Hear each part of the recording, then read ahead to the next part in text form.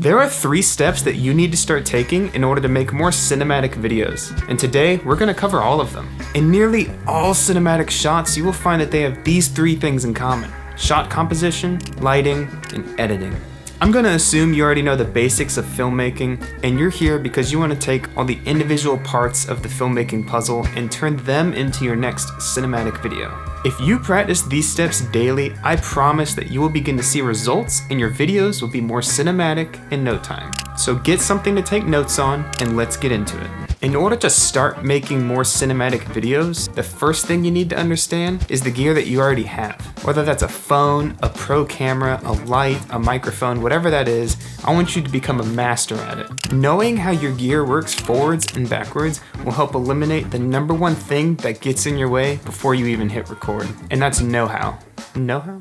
Know-how? So spend some time each day this week and become a master of what you already own. This will allow you to push your gear to its limit so you can start making more cinematic videos. The first thing that you need to make your videos more cinematic is going to be shot composition. Shot composition is the arrangement of visual elements to convey an intended message. Or in other words, it's how we frame the shot.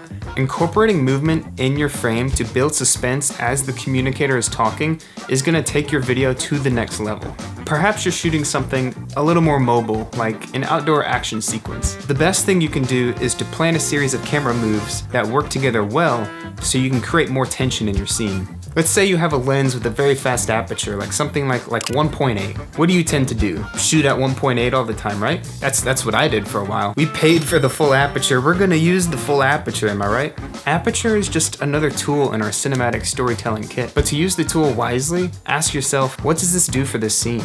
What am I trying to communicate in my story? Should I be shooting at a higher aperture so that the entire background can be seen? Maybe you want to really isolate your subject so that they can be as separate from the background as possible to help create a sense of loneliness. Asking yourself these questions before you grab a camera is going to be the best possible thing for you and your project so that you can have a clear vision on what you're trying to communicate with your story. Now, on to my favorite part, lighting. To achieve cinematic lighting, you need to know what diffusion is and where your light placement will be. Diffusing your light or softening your light can typically be done by adding a layer of diffusion in front of it. Diffusion is a thick white material that goes in front of the light that makes the overall image much softer. The absolute worst thing you can do is to put a light in front of your subject without any diffusion in front of it, unless you plan on working it into your story somehow. For your light placement, it matters a lot where you put your light and your camera. Typically, for a more cinematic lighting effect, you put your camera on the opposite side than where your key light is on your subject. That way your camera captures more shadows than it does highlights in the image. In this shot, she has her camera and light, in this case the window, is placed in a way that achieves the cinematic look. The more you play with the placement of your light and the placement of your camera and the amount of diffusion that's on your light, the more you will get closer to getting that cinematic look and feel that you're after. Now, the last point we're going to touch on today is arguably the most important. It's editing. Putting together all these pieces that you've been working on up until this point can be a bit intimidating. But one thing you can do to help make sure your cinematic vision comes to life in the edit is write it out beforehand. While you script or plan out your video in the early stages, give yourself editing notes along the way so that you can have something to refer back to before you even dump your footage. Think like an editor throughout the entire planning process. How do you plan to connect these 2 scenes together? Is it with some B-roll? Is it with a transition? What are you planning to do to help make sure these scenes connect well?